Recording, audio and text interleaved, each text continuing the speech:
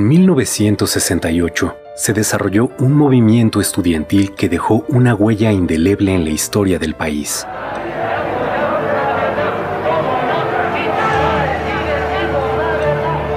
Lo que comenzó como una protesta juvenil contra los abusos de la policía capitalina se convirtió en la rebelión de una generación contra el autoritarismo del régimen.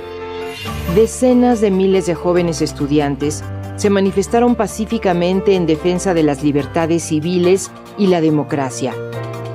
Al justo reclamo se sumaron maestros y sectores populares. El gobierno de Gustavo Díaz Ordaz vio en el desafío estudiantil una conjura comunista y ordenó la represión que culminó con la matanza del 2 de octubre de 1968 en Tlatelolco.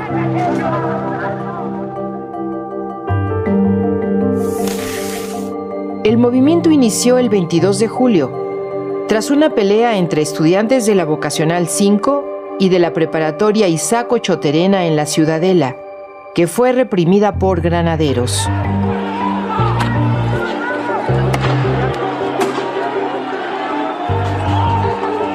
El 26 de julio, dos manifestaciones en el centro de la Ciudad de México, una de protesta contra la represión y otra conmemorando la Revolución Cubana, también fueron reprimidas por la policía.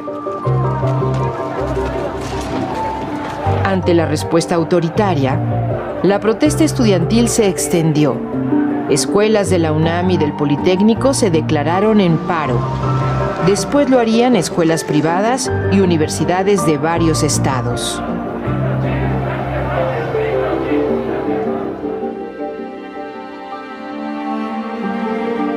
Luego de la primera manifestación masiva, el presidente Díaz Ordaz ordenó el 30 de julio la intervención del ejército. De un bazucazo, soldados destruyeron la puerta histórica de la Preparatoria 1 y tomaron violentamente el edificio, deteniendo a decenas de estudiantes y maestros.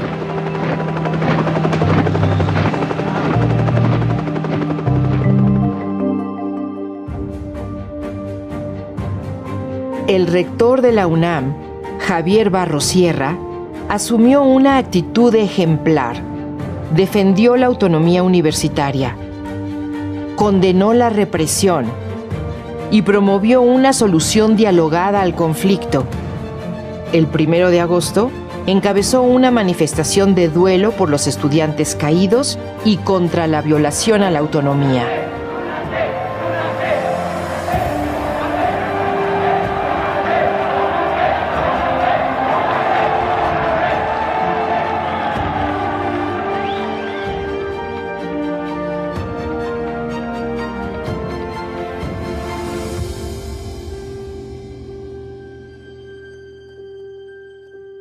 En los primeros días de agosto, los estudiantes formaron el Consejo Nacional de Huelga, con representantes de escuelas de la UNAM y el IPN.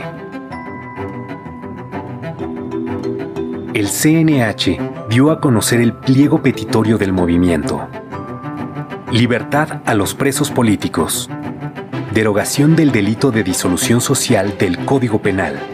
Indemnización para los familiares de muertos y heridos. Desaparición del cuerpo de granaderos y destitución del jefe de la policía. Los estudiantes demostraron una enorme creatividad. Las brigadas se multiplicaron por calles, mercados, jardines, plazas públicas y generaron una enorme simpatía entre la población. Fue el primer movimiento social en el que participaron miles de mujeres que rompieron los estereotipos de la sociedad tradicional y fueron protagonistas de una lucha por un país más libre.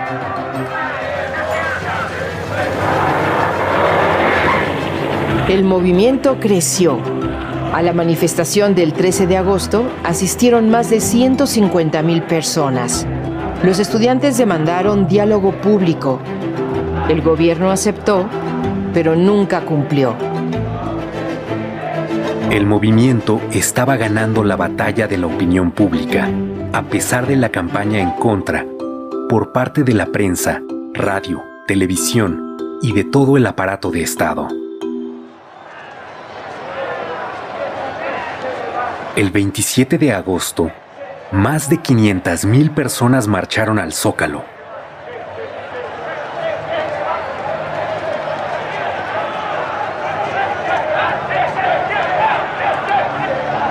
El 1 de septiembre, con el aval del Congreso, el presidente Díaz Ordaz anunció que tomaría medidas para imponer el orden. En respuesta, los estudiantes realizaron una marcha del silencio.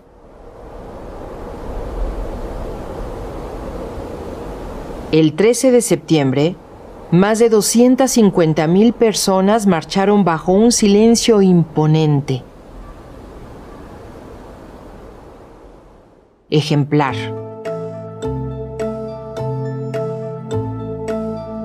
El gobierno canceló toda negociación y decidió optar por la fuerza para acabar con el conflicto.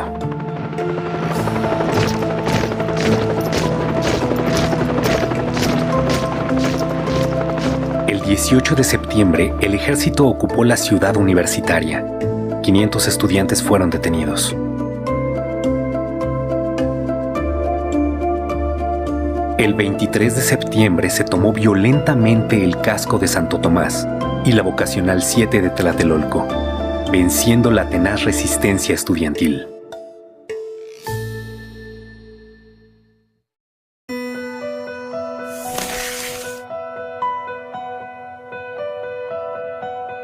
A 10 días de la inauguración de las Olimpiadas en México, el 2 de octubre, miles de personas asistieron a un mitin pacífico en la Plaza de las Tres Culturas en Tlatelolco. Por la mañana, representantes estudiantiles se reunieron con una comisión del gobierno. Se esperaba el inicio de una solución negociada.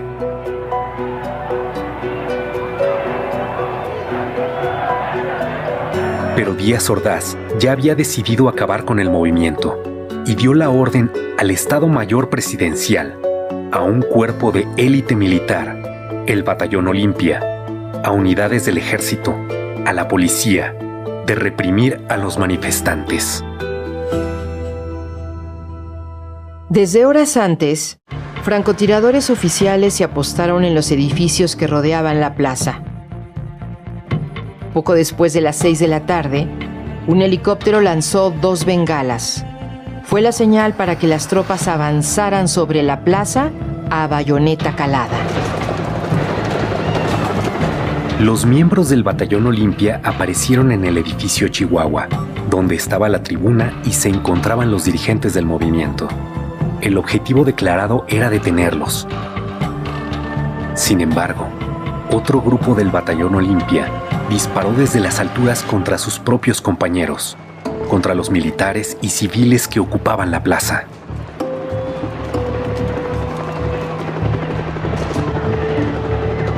En el fuego cruzado, comenzaron a caer los manifestantes muertos o heridos, y la multitud corrió para escapar de la trampa.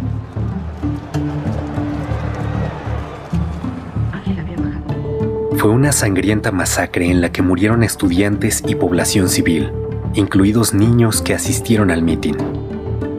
La versión oficial reconoció 38 civiles muertos, un niño y 4 soldados, y culpó a los estudiantes de provocar la violencia.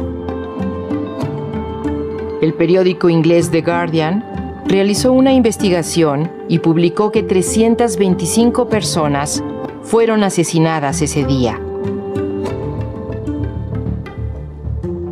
Los heridos se contaron por centenares y por miles los detenidos, muchos de ellos torturados. Los líderes del Consejo Nacional de Huelga fueron recluidos en la cárcel de Lecumberri y el Poder Judicial los juzgó como terroristas. El 2 de octubre se cometió un crimen de Estado contra los estudiantes y el presidente Gustavo Díaz Ordaz asumió toda la responsabilidad. Asumo íntegramente la responsabilidad personal ética, social, jurídica, política e histórica por las decisiones del gobierno en relación con los sucesos del año pasado.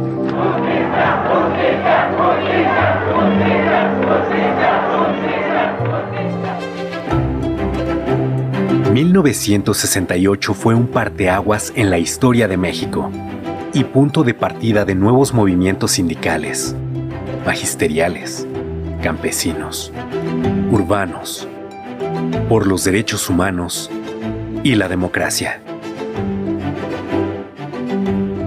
El movimiento de 1968 es un triunfo de la memoria colectiva contra el intento institucional de imponer el miedo, el silencio y el olvido.